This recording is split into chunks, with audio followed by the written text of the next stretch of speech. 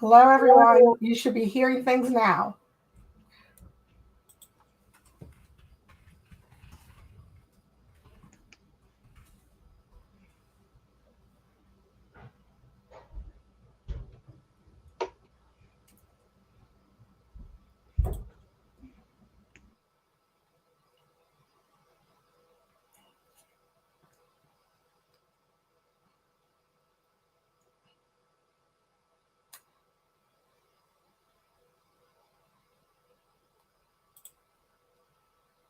All right, they can hear us.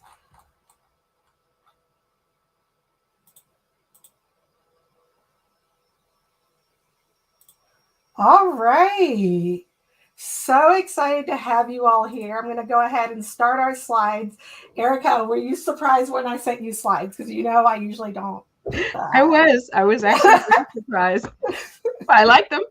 Oh, good.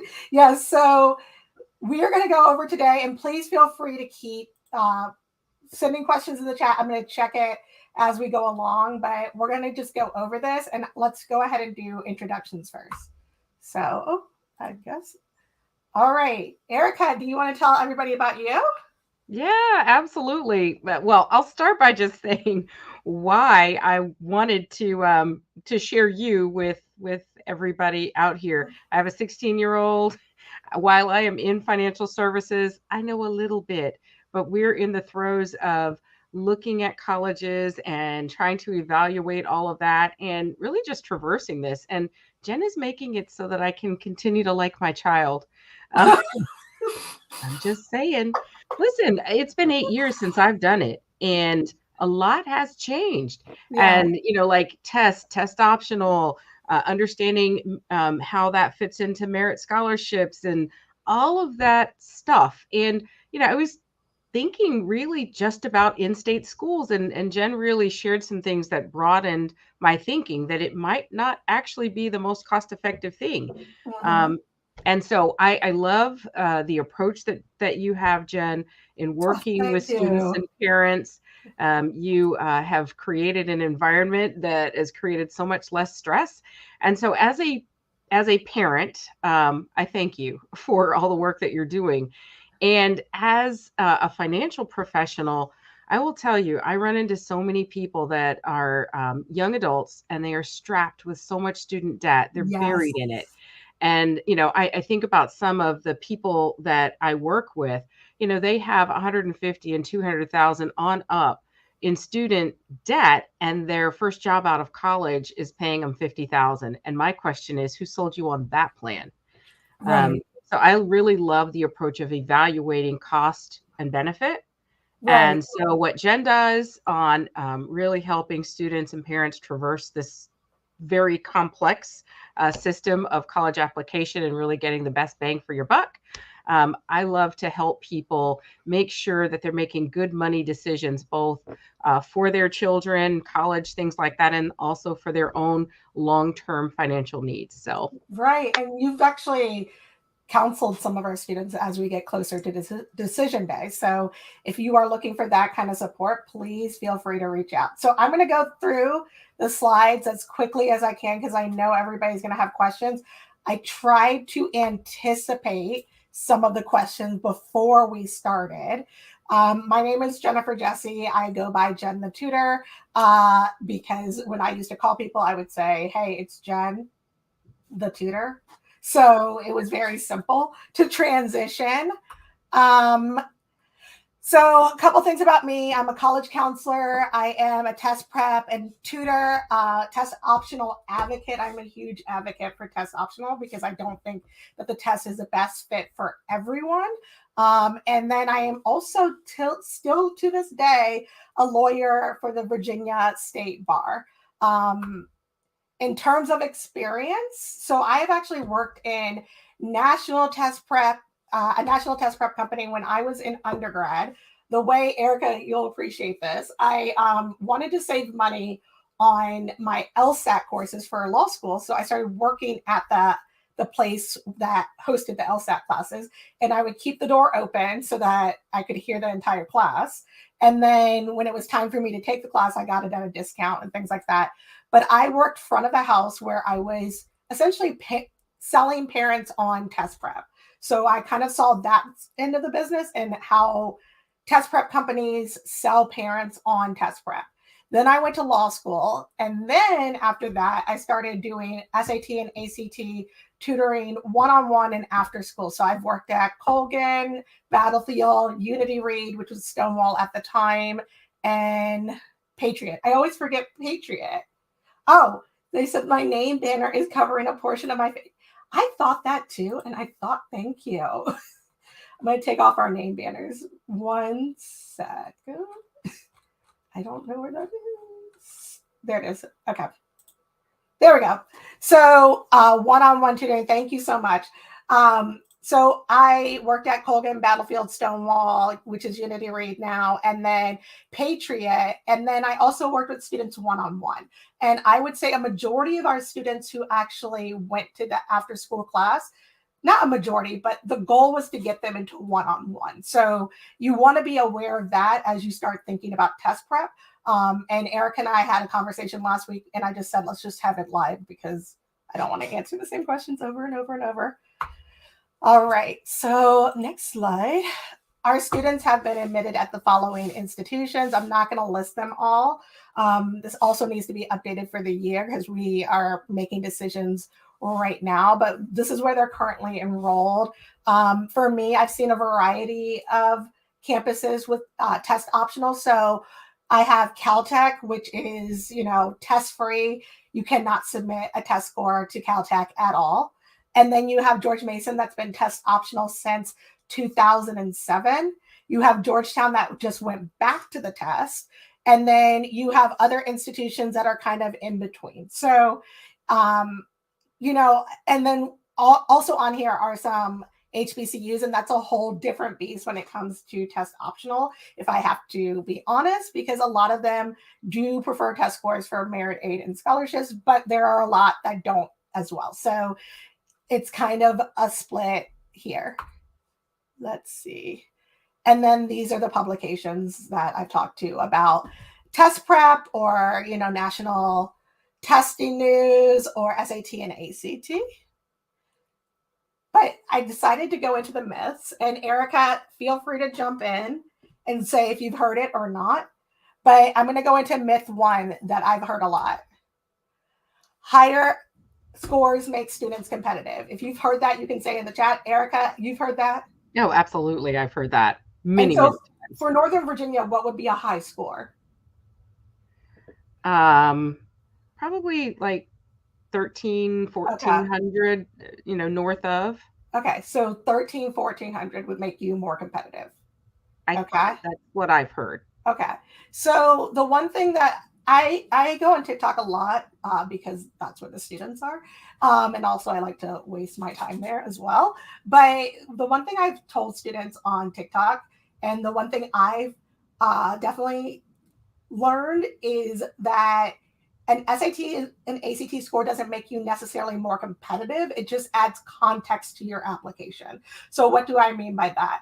Let's say your student's applying for a particular biology program, and a college says, well, we think that students who are applying to this biology program should have this certain grade. Now, they're going to take into account how hard your school is. So if your school is handing out A's like candy, an A is not going to be as valuable.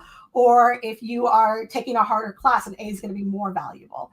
But one of the things that I tell people is that it's going to add context. Let's say in the class that they thought you should get, let's say a BN, you got a B minus, but your SAT score is high in that particular area, let's say math or science for ACT. That may give them some context to say, well, even though we're not sure on this end, we are sure on the other end. But at the end of the day, the grades are going to determine. For me, I look at the grades rather than the SAT and ACT score. And if I'm looking at grades, I can usually tell if that student is academically aligned with the institution. And the SAT might add some context, but it's not going to necessarily make you more competitive unless a college tells you that. So there are colleges, and I would say the colleges that love the SAT are very very honest about it, right? So they say, hey, yeah, we want to see a high SAT score. They'll even tell you if you ask them. I had a conversation this week where admissions officer told me submit if it was, this particular score, but don't submit if it's this particular score, or it's not going to really matter. So they'll tell you if a score is going to weigh you down or bring you up or make you more competitive. Does that make sense, Erica? Yeah, yeah, it does. And so what you're saying is you don't have to shoot in the dark or guess about this, ask the question. Yeah. And I think using admissions officers as resources, a lot of the information that we get for SAT, ACT comes from knowingly or not knowingly, and we'll get into this a little bit later, comes from test prep companies or college board, the people who are selling tests, right? And so you have to align, and this is true for everything admissions, what you heard from your friend or what you heard from the internet or what you heard from somebody who got in last year might not be the same as what's going to happen to the class this year. So you want to verify all information with admissions officers. The number one thing I do is connect my students with their admissions officer all the time. And you know this because I actually took her daughter with me to Texas. So we talked to a lot of admissions officers on the way. So yeah. Okay, let's do myth 2. Okay, this is a Lindsay Lohan example. Parent Trap. I feel like I'm old enough to get it, but I guess students don't know Parent Trap anymore. But I think everybody on this call should know Parent Trap. So, Erica, tell me if you've heard this. All things being equal, the student with a higher score is going to get in. Absolutely. I've heard that. All right. So that is what I was told when I was working at test prep companies, and that's what I actually believed. And then I would see an instance where I knew, based on the fact that I'm working with this student and another student, that they're in the same classes, they're doing the same things, and one student had a higher SAT score because I am the one working with that student, and one student had the lower SAT score, and sometimes a higher score would get in, and sometimes a lower score would get in. So when I left and started my own test prep company and tutoring company, one of the things that I started to ask admissions officers is, why, if I believe all things being equal, the higher score wins, why isn't the student winning? And it came down to the fact that a lot of colleges are not using the SAT and ACT as a tiebreaker. They're just not doing that because the SAT and ACT represent one day. Whereas your grades, the classes that you took, your extracurriculars that you did over a year tell us more about you than this one particular day, especially if you are from a higher income neighborhood where you can get assistance with your SAT and ACT score. So I always call this a parent trap example because it doesn't really make sense. All things being equal, I know people who have twins or people who have siblings that are similar or even best friends that do everything together. But if you kind of think about it, are all of the kids that you meet, are they all doing the same thing? Are they all playing the oboe? Are they all playing, like, because it's always the oboe in college admissions. Are they all playing the oboe? Are they all coming from the Midwest? No.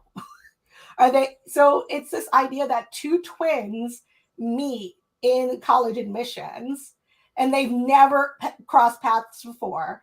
And one of them just happened to score a higher SAT score, and one of them happened to score a lower SAT score.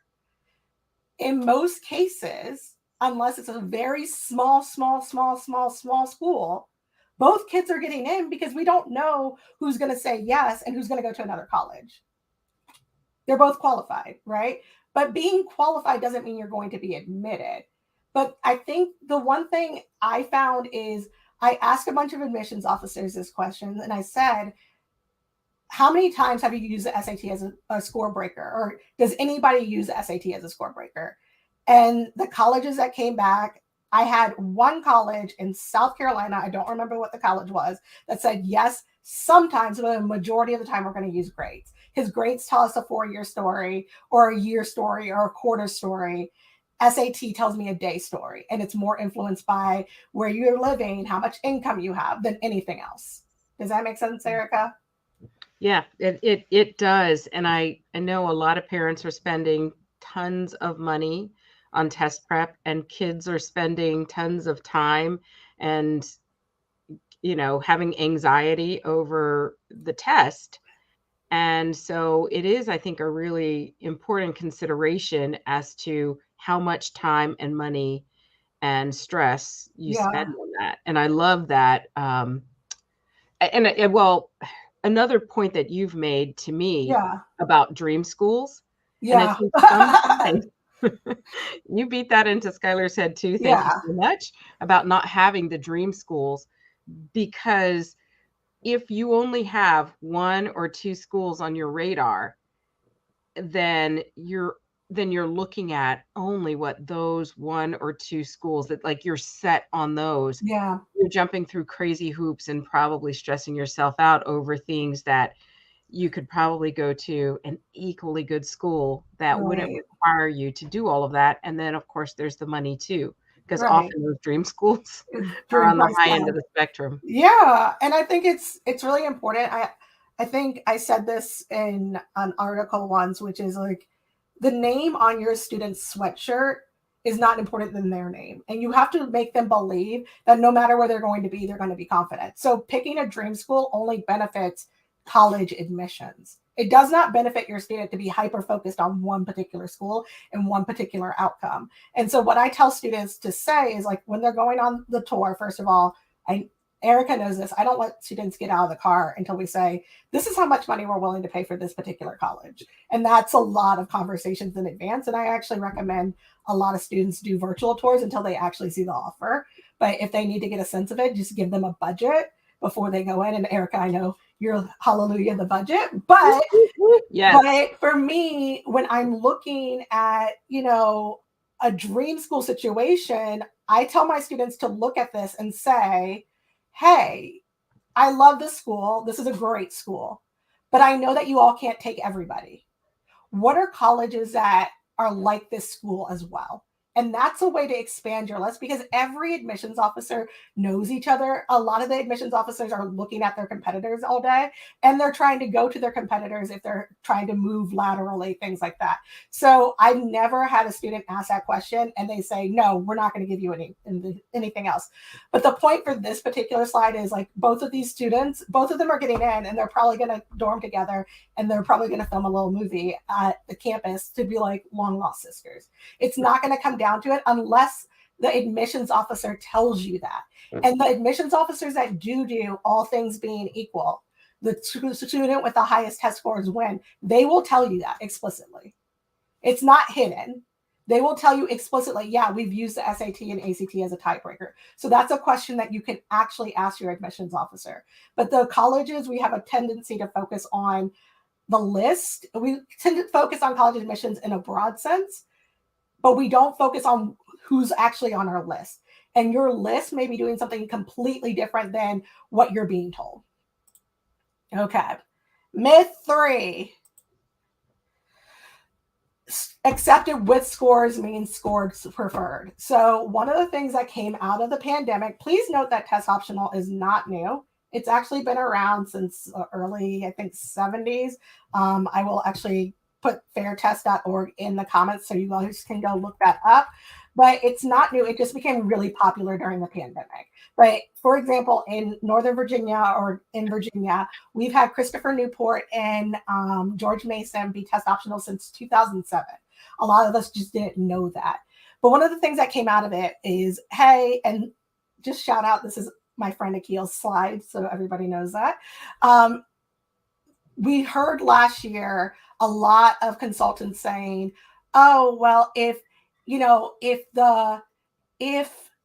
Georgetown accepted 8% without scores and 92% with scores, then they clearly prefer scores, right? And that seems to make sense logically. Or if a school has over 50% of their applicants are accepted without or with scores, they prefer scores. Is that what you're hearing, Erica, too? Oh, for sure. Oh, okay.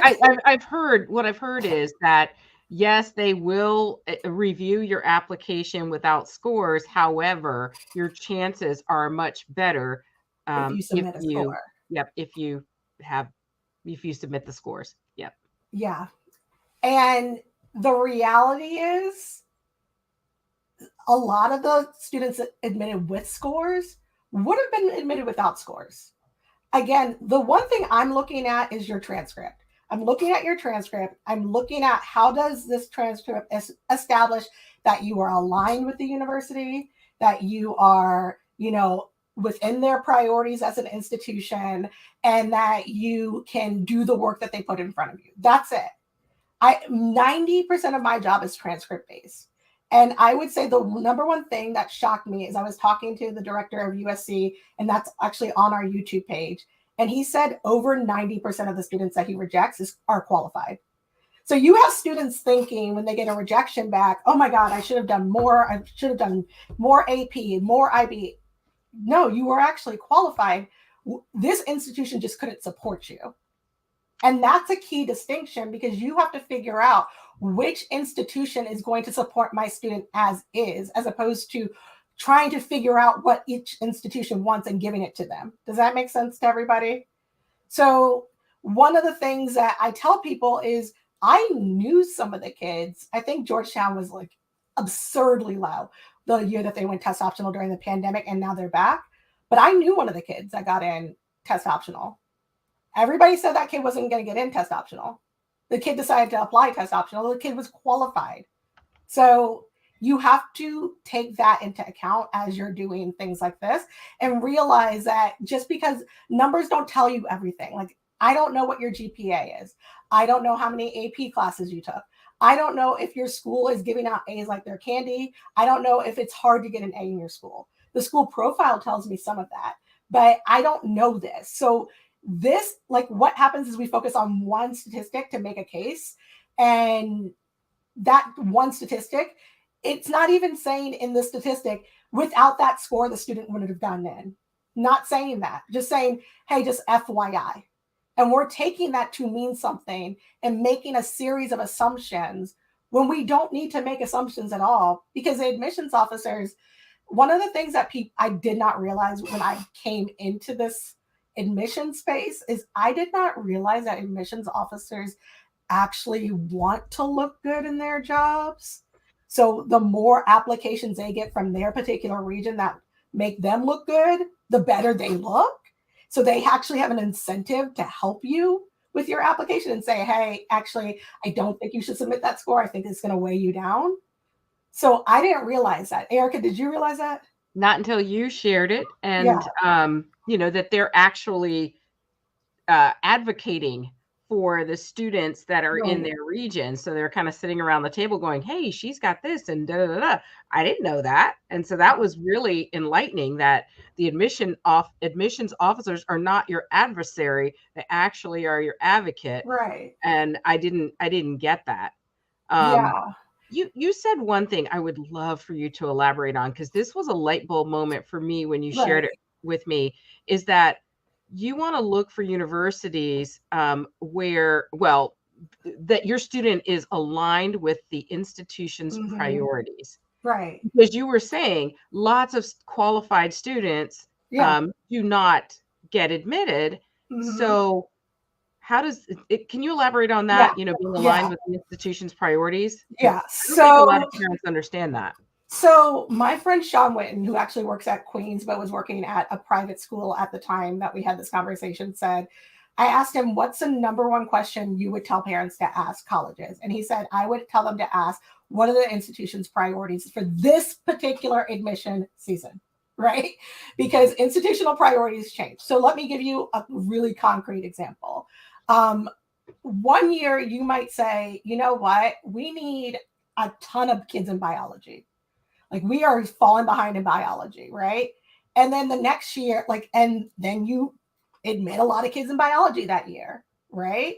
Or you want to say, one of the things that's really wild is I'll see people say all 50 states. We want people in all 50 states. So if you're a kid from Colorado and you're the only kid applying, you increase your odds, right? Or they want to break into a new territory. So a lot of colleges want to break into Virginia. So they're going to admit more Virginia students. My friend Sean said, ask the college, what is the institutional priorities here? And somebody asked, how do we find schools that vibe with our kids? For me, what I do is I ask my students, what is it that attracted you to this school? So they're going to come up with a list, right? And you say, what is it? Is it just like a name brand? Because a lot of kids just heard about this school, like it feels familiar, it feels safe. Or is it that you want a particular experience that that school has? And then one of the things that I do is I ask the admissions officer at that school, what are other colleges that are like this? Like, for example, I remember I was sitting down with an admissions officer at UVA, and one of the students, yes, it is being recorded. One of the students asked if they said, you know, I like this campus, but I like the fact that VCU was in the city, and I don't like the fact that UVA is in the suburb. And so I said, okay. So we said to the admissions officer, what kind of college has this kind of feel, but in the city? And the admissions officer immediately rattled off 2 or 3 more and then texted a friend to say, hey, do you have any more that you're thinking of? Then we go to the college and we say, okay, what are your priorities? And then I say a lot to the student or to the admissions officers, okay, I have a student that has X, Y, and Z. Does that align with your priorities? And then if they say no, then I say, okay, got it. Do you know a college that this aligns with? And then they actually will start thinking, because again, we all know each other. College fairs are a great place to kind of get a sense of colleges maybe that you hadn't heard of, that are not on your radar. NACAC has college fairs. So NACAC is a National Association of College Admissions Counselors. There are college fairs throughout the year. They're virtual and in person. I prefer to go in person, but you can also do virtually as well. And that will add to your list. The other place that I tell students to ask your college admission or college counselors or your school counselors. Ask them what are colleges that a lot of people here go to. Ask them that question.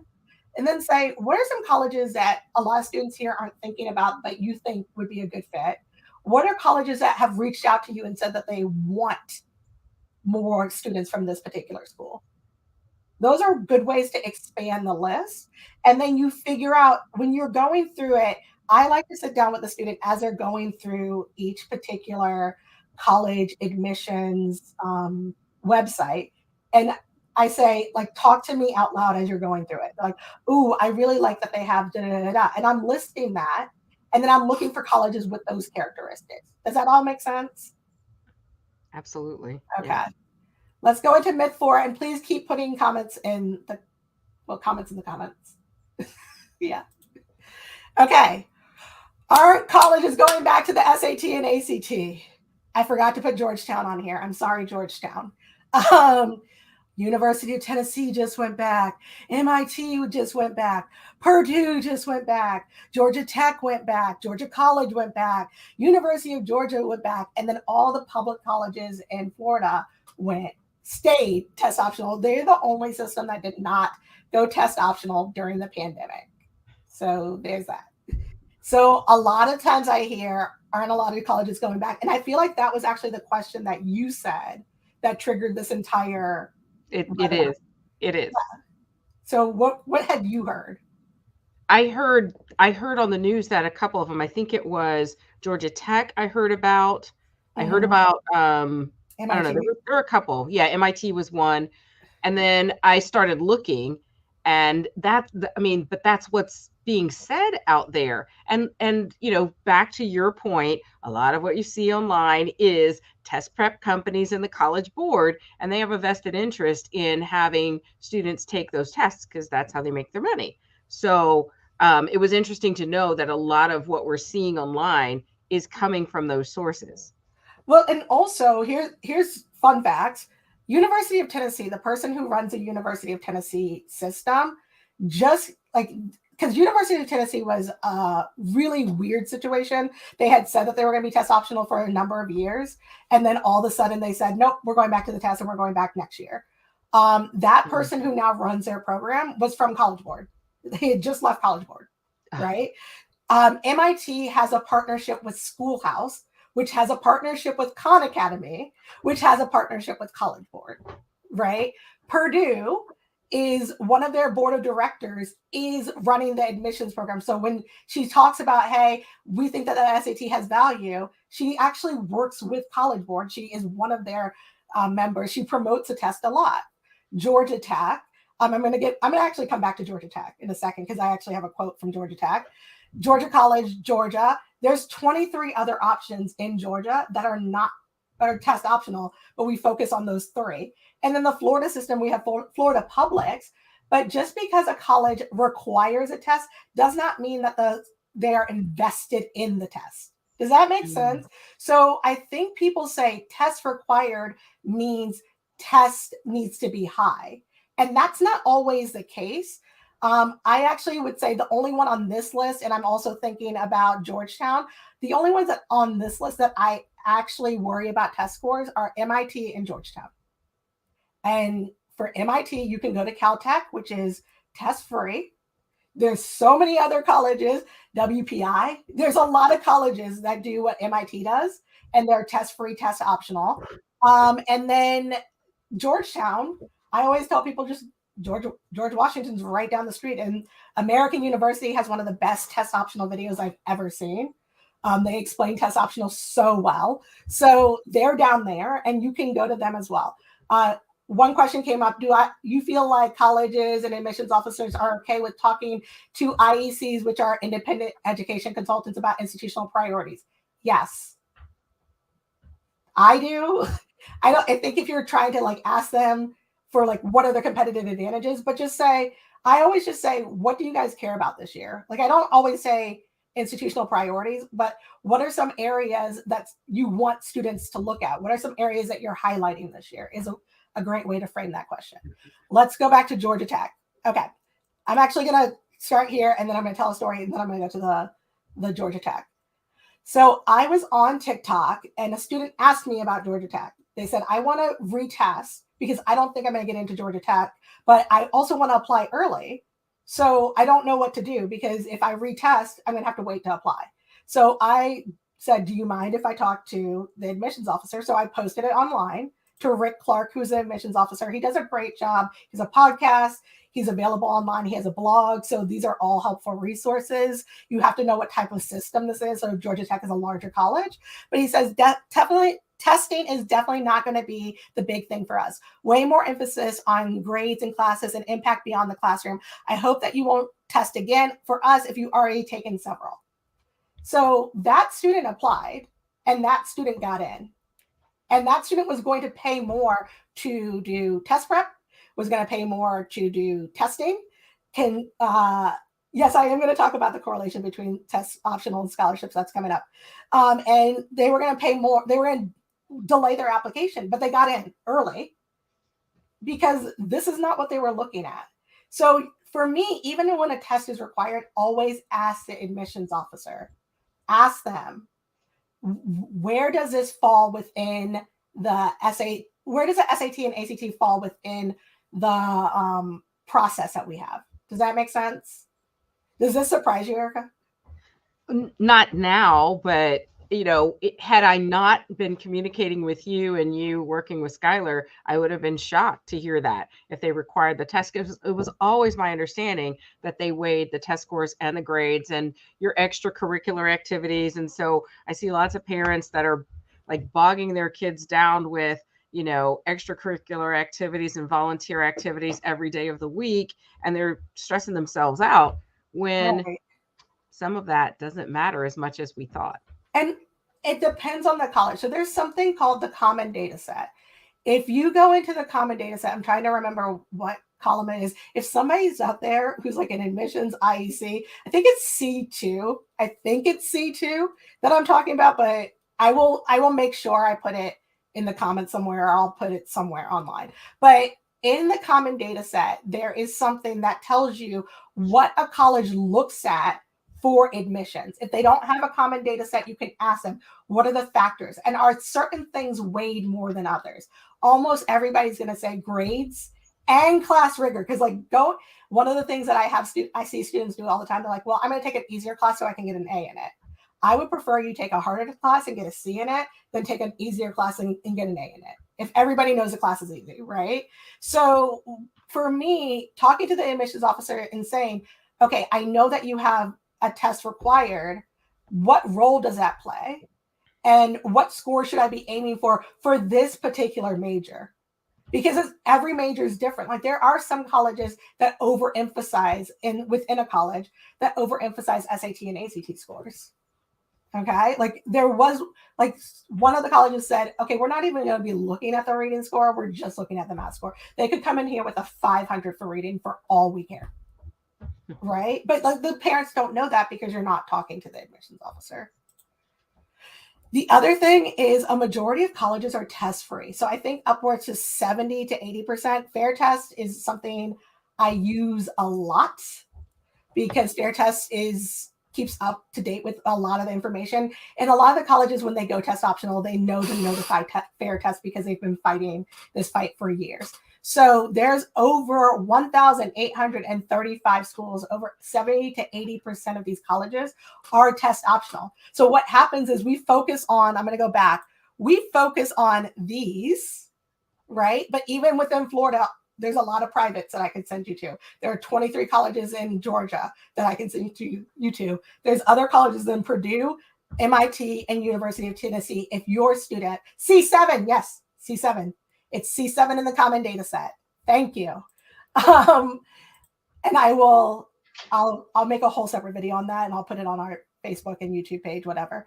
But there's 1,800 options. So if you don't want your student to test, you don't have to. And for me, we're going to get into scholarships and merit aid. The older the test optional or the more committed they are, I just feel like for me, if a school has decided now to stay test optional, they've had the choice to go back and chose not to. So this idea that like, oh no, they have a preference. If they had the preference, they would just go back to the test, right? Oh, but you're not going to get scholarships and merit aid. Ask them explicitly because every college has its own set of rules. Okay. I'm going to get into that. I know I'm coming back to that. Okay. Myth 5. Oh, yep. Right here. Myth 5, you cannot get scholarships and merit aid unless you go apply with a test score. Erica, I know you've heard this because you and I have talked about this. Yep. What have you heard? Oh, I've heard the test scores are required for merit aid. Like there's no, and you know, I know there are private scholarships that aren't going to look at that, but I've heard that, you know, those high test scores are going to really, really improve your chances of getting scholarships, and that merit aid is just not available to you if you don't test. Right. So one of the things when I was at NACAC this year, which is like the admissions conference, I actually went around and I talked to a lot of colleges that were in the college fair. And I said, if a student applies test optional, can they get merit aid? Yes. Can they get scholarships? Yes. And I was surprised that it was hard to find a no. I was expecting to hear, based on what I was hearing, more yes. So I started asking admissions officers to just fill out a quick form and say, hey, we have scholarship and merit aid opportunities. So now this is 200.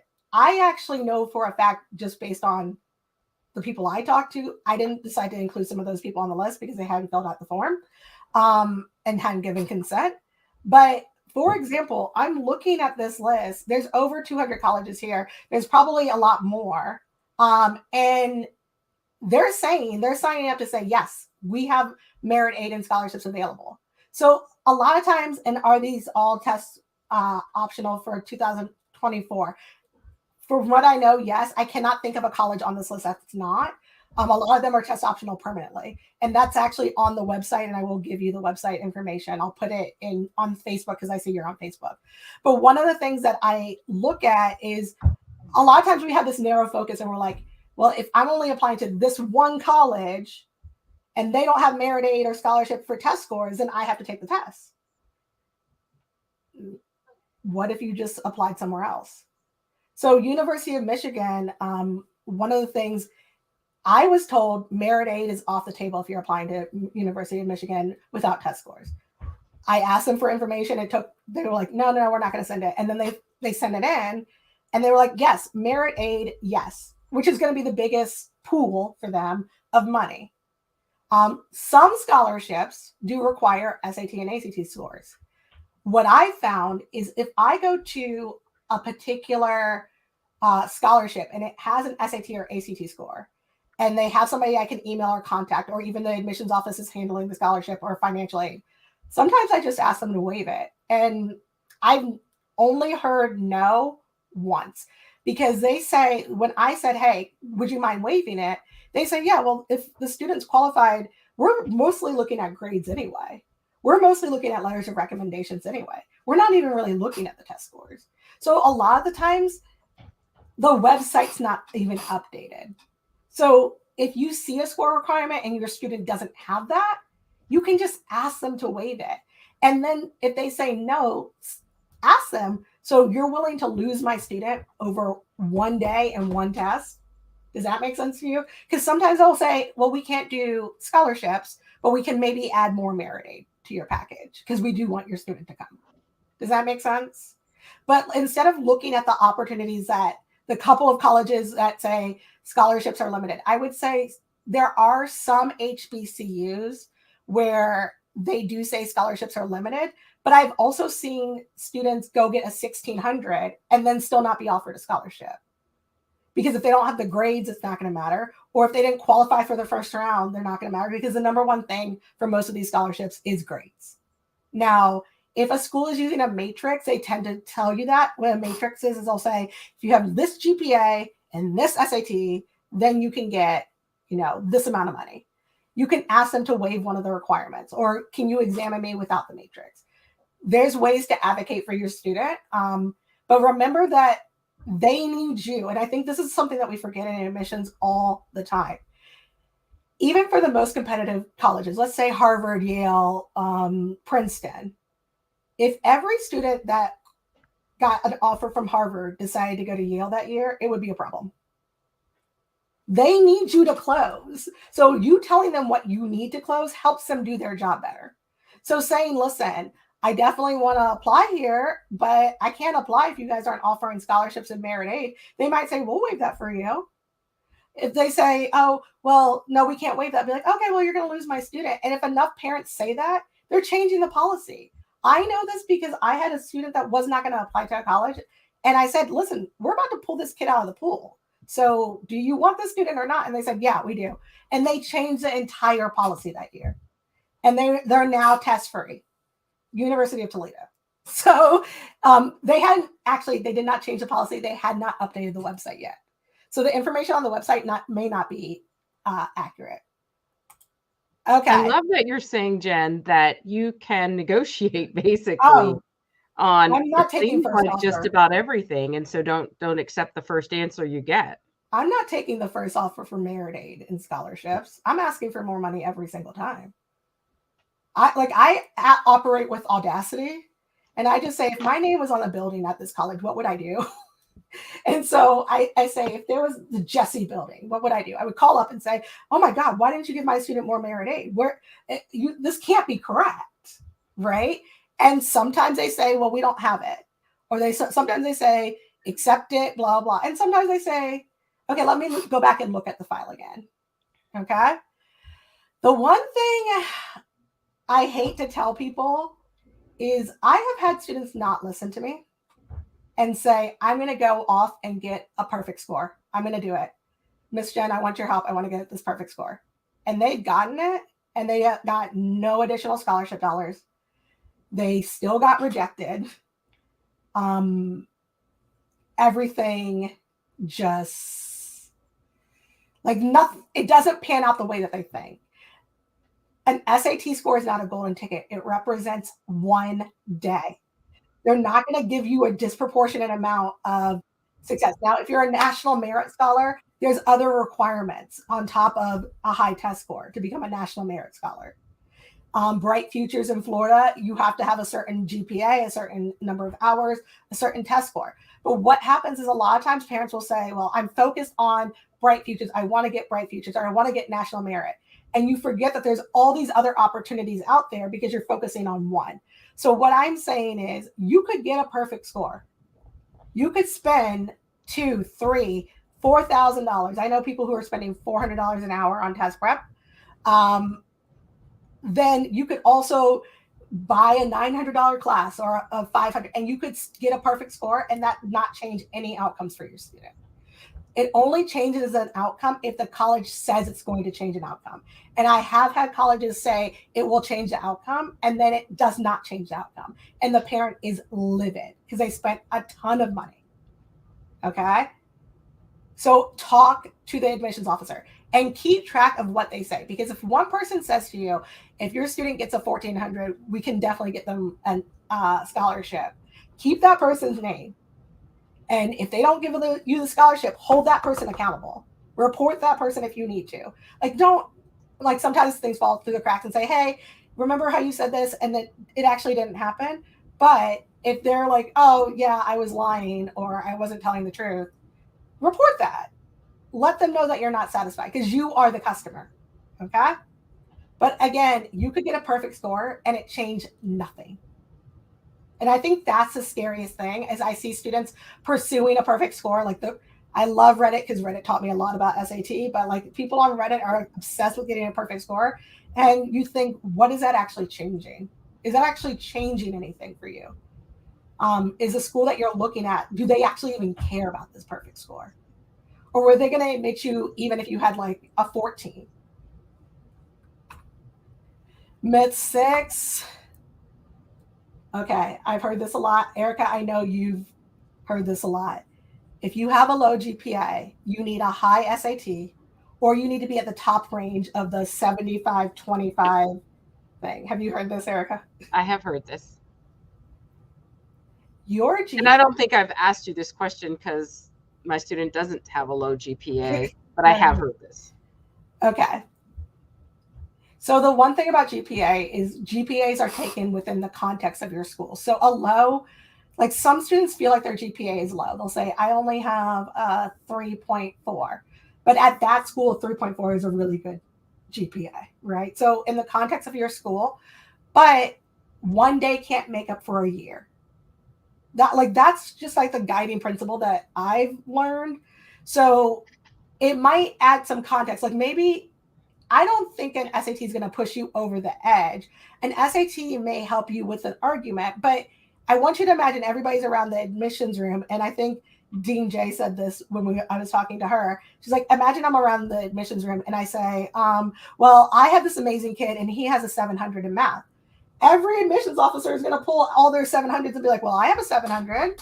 I have a 700 too, right? So, or I have a student, he has a low GPA, but he has a high SAT score. Well, I have that too. Those are not comparable things. And I thought coming into this, as somebody who had worked for some multiple test prep companies, I did think high SAT scores are required for low GPAs. But what I found out is either they think that you are qualified to do the work based on the 4 years of work that you've done, or you're not. And an SAT score may help them understand some things, but it's not going to help them pretend like you're qualified. It can't be used in that way or weaponized in that way. It's hard to weaponize that. Does that make sense? Yep. Okay. Myth 7, test optional students have to do more. This is the number one thing I've heard in the last week, and I've heard this now 10 times. If my student's not taking an SAT score, should I sign them up for more extracurriculars? Should I put them in more APs? Should I get them into more certificates? Should they do more for the summer? No. If your student didn't take, let's say this. If your student decided to take AP Bio, but then decided not to take AP Chem, would you put your kid in more extracurriculars? No. I think that would be a no. Are you thinking about putting her in more extracurriculars if she takes AP Bio?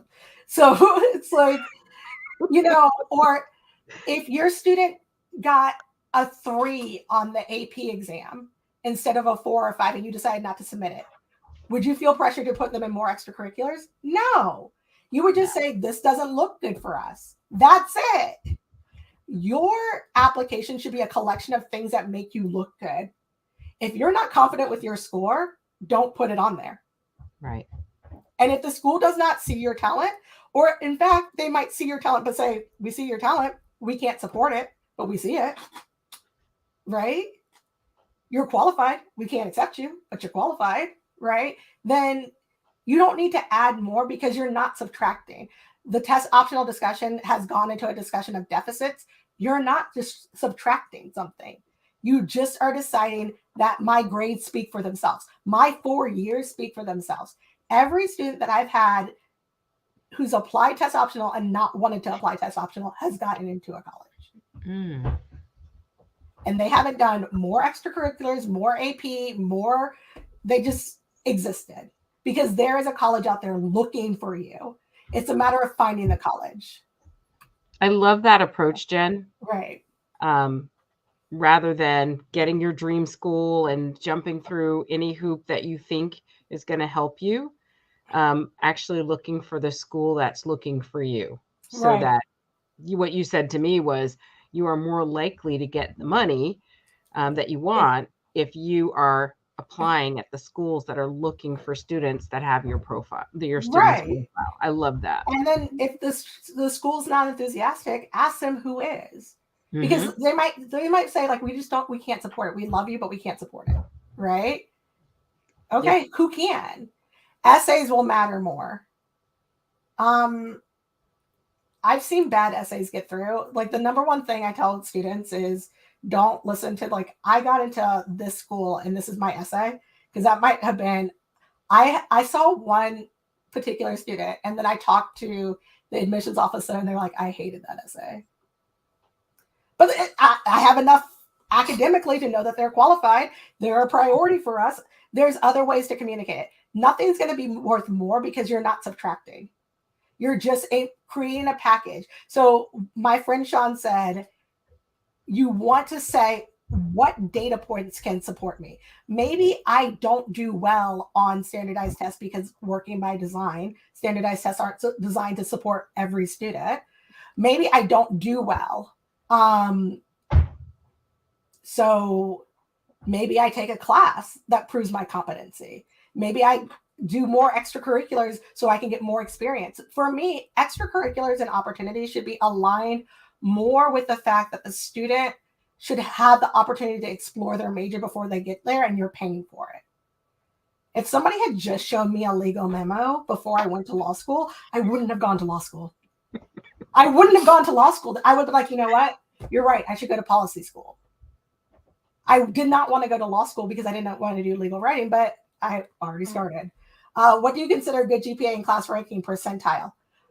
This is an interesting question because what I would consider is what the college considers. So I would say, here's our school profile. So if you ask your school counselor for the school profile, or you type in your school and type in school profile, it should pop up. But if it doesn't, ask your counselor, what do you guys send to admissions officers? What's the school profile that you send? And then say, okay, where do I fall? You can ask them, like, where does my student fall? And what colleges historically take students like this? Does that make sense? So what do I consider good? A GPA that the college that you're looking for likes, as opposed to, so one of the things in Northern Virginia is a lot of students who have like a 3.0 feel like I can't go to college, I have to go to community college. There's colleges for 3.0 students. You might be looking at a system of colleges where you're going into a UNC or a UC or, Penn State system, and you're going to one of the satellite branches for the first 2 years. And then you're moving up to the main campus. But most students don't actually even move up to the main campus because they end up liking the college that they're at. So find a college that values what you have to offer. It's hard to say GPA because when you say GPA, I don't know how many, I don't know the school profile. I don't know how many A's are being handed out. I don't know what classes you're taking. Like a 3.9 with fluff classes is not as good as a 3.5 with non-fluff classes where the student has stretched themselves. So it's all contextual. And I think that's the thing that's really frustrating about admissions is like, you want solid answers, but it's like, oh, it depends. And you think they're being evasive, but no, it actually depends. Right? So for me, I'm not below printing out the transcript and bringing it with us and saying, what opportunities, if I'm going into this particular major, what opportunities should I be looking at? What classes do you think prepare the student for this particular major? Anything that on here that you feel is concerning, what do I do to address this concern? Oh, I'm not sure about your chemistry grade. Maybe you take an advanced chemistry through edX or some online program. But you could also say, I'm going to go to a school that doesn't care about my chemistry grade because I don't think that's important to me. Or maybe this is not the right program. Sometimes I'll have admissions officer look at the transcript and say, this student is not good for this major, but they would be great for this major. Because the students only know the majors that you put in front of them.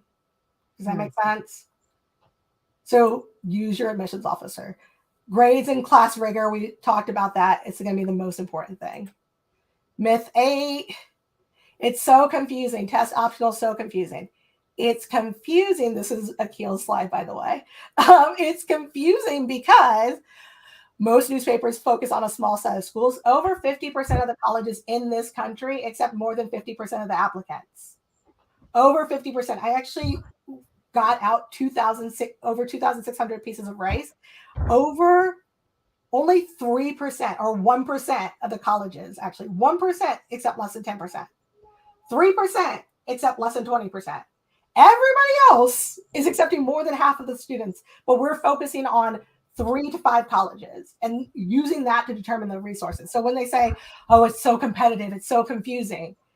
Oh, you need to have 50 extracurriculars. If somebody said to me, I have a student that has not done anything but gone to class and done well in class, then your student is looking for a college that's doing an academic review, or your student is looking for a college that's doing a grid review. Okay. Most experts quoted are private counselors or test prep companies. Their College Board and ACT will actually have people write articles for them. Also, this isn't the pear trap. Again, all things are not equal. So your student can find a college. I never worry about a student going to college. I worry about the debt. I can find you a college. Are you going to be in debt, and are you going to be exploited? Are you going to just get a paper that's not really a degree? I don't know what's happened. Okay. How to decide. Okay. So apparently this slide was cut off. Step 1, we're going to start taking questions. So definitely leave them. Decide if you want to take the test or skip. I'm going to be honest. I work with students with accommodations. I had accommodations. I had disability accommodations. Okay. I also work with students with high anxiety. I also work with students that don't test well, i.e. the test does not reflect their character. Okay. Or their capabilities. If your student has never had a good test in their life, why are we taking the SAT and ACT? Why not just look at the options that we have? So I would skip it. Now, I hear people say all the time, it's better to have it and not need it than need it and not have it. To me, that's a fear-based approach. It's better for me to look for opportunities that align with my student. If a school has a high value on a standardized test, then that school is probably going to have a lot of standardized tests throughout the year. Or they're going to have like a lot of tests. So no, we're not taking the test. Who accepts that decision? Who accepts my student as they are? If you're going to take a test, now I hear a lot of people say, take a practice test. Erica, you know how I feel about that. Your student knows it's a practice test. They get up at noon? They sit down at the breakfast table. They're grabbing a snack every whatever. They're going to the bathroom. They know it's a practice test.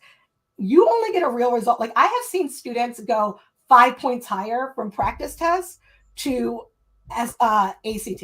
I had one student that never did well on an ACT practice test, but we were running out of time. I was like, okay, you know what? He has to take an ACT. Let's just see. And we were still prepping for the SAT.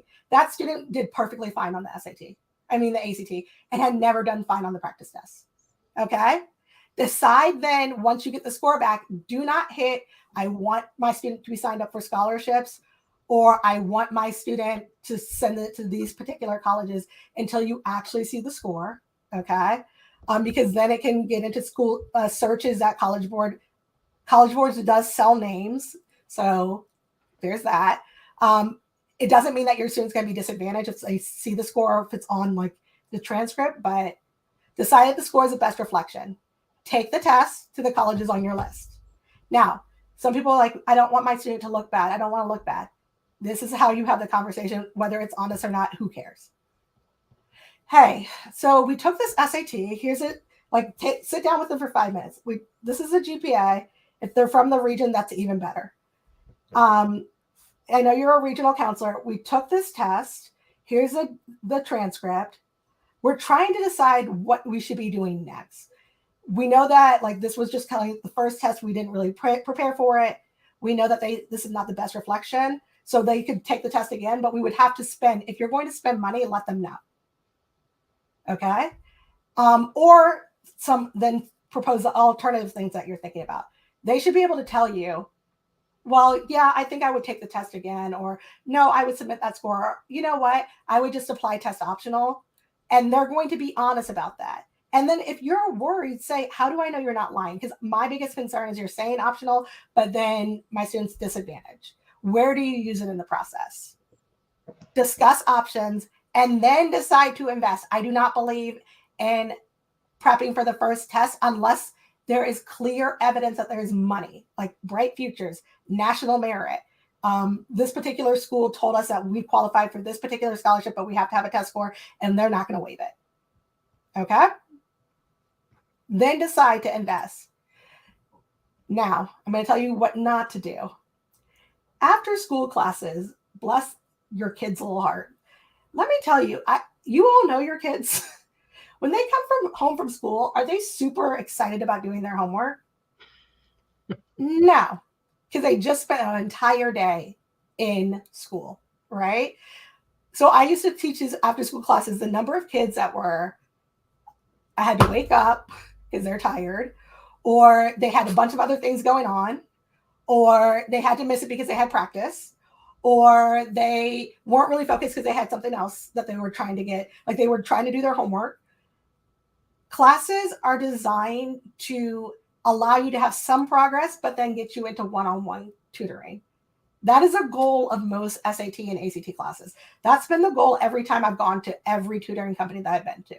So what I told Erica is, if you know a bunch of people who are taking the test, say, listen, I know we all don't want to discuss scores, but what if we were able to bring a tutor to our house? We can send the tutor the scores, and then they can group the kids together based on their skills. That's what I would do. That's how I would spend my money. If I'm going to do a group and not one-on-one, I would probably schedule 2 to 3 one-on-ones closer to the test so the student has it. I would say this is our max budget. How many groups? How many tests? Set a budget, Erica. I know you're going to love this. Set a budget. You don't have to say that twice to me, but budget. You should know for everything that we're investing in college admissions, how much do we want to invest? Not just for SAT or ACT, but the reason I say set a budget, and we're finishing up, anybody who has to hop off, there's going to be a recording, but set a budget and say, this is how much we want to spend to get our kid into college. Because what happens is you get the score and it's close. It's always close. It's like 50 to 100 points off. And you're like, well, I've already spent so much money. I've already spent so much money. I've already spent 900. I've already spent 500. And the person that follows up with you, because I was the person that used to follow up, the person that follows up with you says, oh my God, well, they're so close. And you say, well, maybe we could put them in the class again. Oh no, that's not going to work. Well, I mean, you could, but, and you start talking about the score guarantee. Oops, your kid forgot to do the homework. Because the number one reason that almost every student does not get to capitalize on their score guarantee is because they forgot to do the homework, right? But you didn't hear about the homework when you were signing up. So you set a budget and you say, this is our budget for test prep. And if we cannot get the score we need in this budget, you're applying test optional. We might have to change your list. Okay? Test, retest. I know I can do better. You could do better. Students will say this to me all the time. I know I can do better. Like it becomes a point of pride for them. Like they're like, I know I'm a good student. If I just work hard, you could work hard and get a 1600 and nothing change. That's just the reality. Or you could test again and then you're 10 points off. And then you test again and test again and test again. You go down, you go up. Sometimes it becomes a mental block. So I've had students where in 3 tests back to back, they're going down, and then 4th test they do it. That's runway. You have to have the financial runway to get to test 4, right? But sometimes students don't improve at all. And then guess what happens? You go back to your test prep company and they're like, oh, okay, here's your money back. You're not in a better situation now, and you've wasted months on test prep. Maybe there was something better that your kid could be doing with their time that shows them that they're qualified. Okay? So I have a 2 test max. You take the first test, you ask the college. If the college is like, we don't even care. Now, I would probably ask them before I even took the first test. That's just me. I take 2 real tests. I take an SAT and ACT because a lot of people are conditioned to whatever test they took or whatever test is popular in the area. But your student might do better with the SAT or the ACT. So I actually have them take a real SAT in March and a real ACT in April or whenever. And when people say it's better to have it and not need it, there's multiple times that you can test throughout the year. So if you find out you need it, then yeah. Do colleges see all the times you take the test? They can if you check the box that says, I want information about scholarships. They can actually run your report, but that does not mean that that's a deciding factor. Does that make sense? So I tend to say, take 2 tests. If after 2 tests, you haven't gotten your score, then find another way to prove your competency or find another college that values you. But again, what if they're going to see all these tests and if they're going to care about them? Most admissions officers only care about the highest 2 scores. So when they're doing super scoring, like the system actually does it themselves. And a lot of times, by the time it gets to an admissions officer, it depends on the system. They're only seeing the highest score. They're not seeing how many times you took it.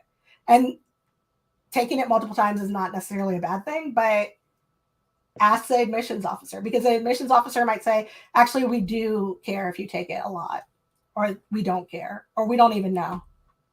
It's going to depend on institution to institution. 3 or more tests show me the money.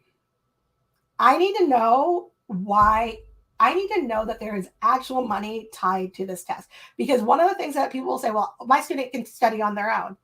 The time freedom that they lose, that they could be doing something else that could get them a scholarship. When my students stopped taking test prep and they started focusing on, because of COVID, they started focusing on other things. I saw our scholarship dollars increase significantly. And that changed my entire perspective, because the time that they put into the test prep went into other meaningful things that they cared about. And then they had better essays, better recommendations, better breadth of experiences. And that was what led to, they put more time in their schoolwork. They got better grades. So if you're going to do 3 or more tests, it better be tied to money. Erica, I know you love that. It better be tied to, like, you better be able to tell me the ROI. What is the return on investment? If I invest $1,000 in this test prep, how do I know for certain I'm going to get back? If a test prep company is like, well, there's so many scholarships. How do you know that those scholarships are closing on test scores? But not just I'm sorry, Jen. Go ahead. Well, not just the scholarship opportunities, but weighing what would they do with that time if they were not prepping for tests. So it's not just the $1,000 that you spend on test prep. It's all the hours that your students spent in class, studying, stressing, taking the test. Could they be working at $20 an hour and making as much as they might get in the scholarships? That's guaranteed. Right. The scholarships are. And you and I talked about how I'm like, maybe kids should get jobs instead of writing 50 essays for scholarships, because you can write 100 essays for scholarships and only get 1 or 0 back, right? So jobs are real money, right? Guaranteed. And so you have to kind of figure out where you're going to spend your time. So for me, I'll say, an hour on Saturday has to be on scholarships, especially when you're in school, because students forget to start applying while they're still in school. So an hour on Saturday is not a huge commitment, or an hour on Sunday, or whatever day you want to do your hour. But you want to focus on the fact that I think the one thing parents don't anticipate is, I have students, and it breaks my heart when this happens. And I'm looking up because I actually am thinking about a student and I'm about to cry. They say, I thought I was really smart, and then I took this test. and I realized like maybe I'm not as smart. And the College Board and ACT will put on the test, not college ready. I have seen students drop out and say, you know what, I'll go to community college. I'm not ready. Because they believe that. They don't know that this is a marketing ploy, right? There is an erosion of a student's confidence over time. And so if you see sometimes when I talk to a student about test optional and I convince their parents that they're going to be okay, test optional, I had one parent call me back and say, I kid you not, I have a different kid this morning. I woke up with a kid that had no like easy breezy cover girl, right? No care in the world. All of a sudden, I didn't realize how much stress they were taking on, or they feel like my parents paid so much money. I've had students call me and apologize, like, Miss Jen, I'm so sorry. I know we worked so hard. And I'm like, it's okay. Like, you didn't get the score, but know that the SAT and ACT predict that you're going to take it 3 to 4 times. So if you want your student to take it 3 to 4 times and get the best score, okay, but where's the money tied to that? I'm going to put this in the chat. There's 15 questions that I have. I will make sure I put it wherever we host live, and I'll send an email out to everybody who's registered. But there's 15 questions that I asked. You're never going to get through all 15 of these questions. Okay? There are 15 questions that you can ask about test optional. It's just a way to kind of like an icebreaker for your student in admissions. Please have your student talk to them. Don't be the person that's like, okay, I'm going to do this conversation because you can't handle it. And tell them to say, you know, if you get nervous, just say, I'm nervous. I'm so sorry. Da, da, da. I care a lot about this college. But these are some questions you can ask. I've heard from her. Yeah. A lot of students will also believe that they shouldn't apply to certain schools without test scores. I've actually sponsored applications. I'll say, you know what? I will pay for your application. Every one of those students that I've paid for their application, they got in test optional. Because I look at the profile, I'm like, this is a good profile for a student. And then I look at the alignment and I say, yep. Or I direct them to another school. I'm like, you're out of alignment with this school, but you're in alignment with this other school. Okay. Next up, we have more presentation. I have Erica back next week. I have a follow-up live Q&A. I will send out information on that. And then we have another presentation on the 26th with the guys that wrote the Black Family's Guide to College Admissions. So any questions? Erica, any questions? Girl, I have inundated you with questions through the years. Any? I try to anticipate as many questions as possible because I get the same questions on loop. Yeah. But feel free to contact me.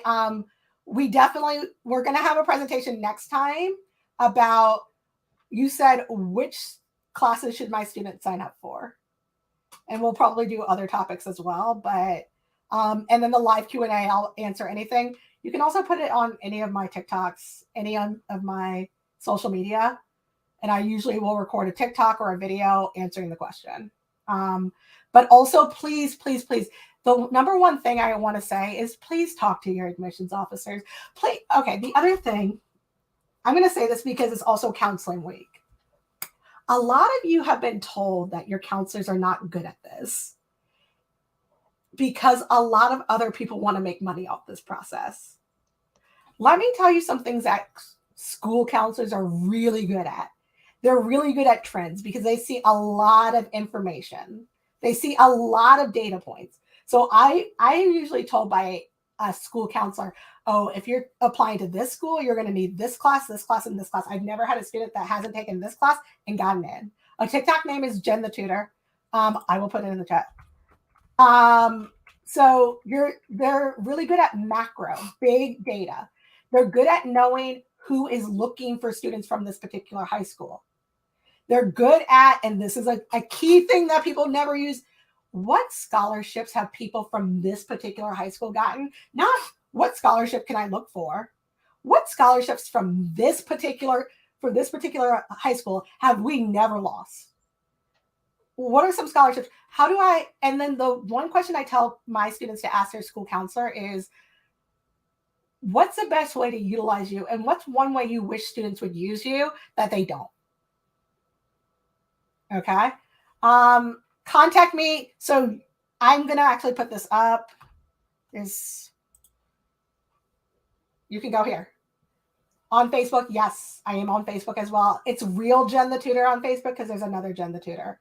How do you provide services for helping students find their schools? Yes, we also have free videos on that. John Buckenstead has a great tool. There's a YouTube video, and I will make sure I get it to you, Connie. Thank you so much. Yes. But yeah, any other questions before we go? Erica, any other questions? We're 15 minutes over. Jenn, can you just really touch on how you work with students in groups and in person? Because that has been so valuable to me. I would hate for you to end this without sharing. You know what, Erica? Thank you so much for keeping me on track. So there's a couple ways that I work with students. So the first thing is we work with students one-on-one. One thing that we're doing this year is we used to put students in groups automatically. Right now, I work with a student one-on-one, and I ask your student a series of what feels like very random questions, but are for me sorting questions to figure out which college is your student actually looking at. Because your student is probably just looking at name brands right now, but I want to know what experiences do they want to have? What do they want to be close to their professors? Do they want to be unknown? Do you feel like they should be unknown? Because that's another thing. What is your budget? So I meet with a student, then I meet with a parent. Then we come up with a plan. Sometimes I find that there are students who are similar to other students, and I group them together for a lower rate. And we have them work on their list together, and then we'll have one-off hybrid meetings where it's like you're doing 2 groups a month, and then you're meeting with me 1 time a month, right? Other times, the student just needs to meet with me. Other times, a student's going to be fully functional in a group. So we try to adapt the plan to your student's need and their schedule, because some of your kids have, like, if your kid's always at practice, they're going to probably have to be one-on-one, unless you have another kid from their practice that they can partner up with, right? We have also what's called our college admissions support group and our college admissions circle. The college admissions support group serves Black female students, okay? The college admissions circles serves every type of student from every type of background, but we do focus on historically excluded and students with disabilities, because I'm a student with a disability and I'm a student from a historically excluded group. But if a parent comes to me and says, I have 3 kids that I want to work with you, can you form a group? We also form groups. So we either do group, one-on-one, or a group or one-on-one, or a hybrid model. And then we also work with people to decide, should I take the test again? Should I not take the test again? There are times that people will email me for services. I will look at their report. I will look at their list, and I will say, hold on, let me talk to the admissions officer. I come back. They said that you don't need a test. Here's the person that you need to contact. And that's it. That's the end of our contact. So if you ever feel like I'm not sure and I'm nervous about talking to the admissions officer, I'm more than happy to do an introduction to any admissions officer. Even if I don't know them, we'll get to know them together. Does that make sense? Good, Erica? Oh, yeah, you know. Yep, good. I mean, Jenn, sometimes you just don't share how people can actually engage with you. And, as your financial coach, I need for you to do that. Yeah, well, that's why you're here, Erica. That's why you're here. I'm here as a parent because I need to learn first. Well, and I feel like it should be a learning process. Don't assume that your IEC or your counselor knows everything. Always check it with an admissions officer, and then just update your IEC. Or don't be like, oh, my counselor's stupid, they don't know. Just be like, oh my God, I talked to them and they said this. And because sometimes a change as simple as this person that used to work there now doesn't work there, and the whole office has changed, can be a dramatic shift. So, all right. Awesome. Okay, I'm going to end the broadcast. Oh, thank you. Honey, I will definitely make sure that I put some information up. I will put the Common App up, and I will put the other information I told you I was going to share. Okay? All right, Erica, I'm going to end the broadcast, and I'm going to say goodbye to you off camera. Or, well, yeah, no, I'm good. In here. But thank you all so much, and keep leaving questions, and we'll address them next time, okay? Bye. Awesome.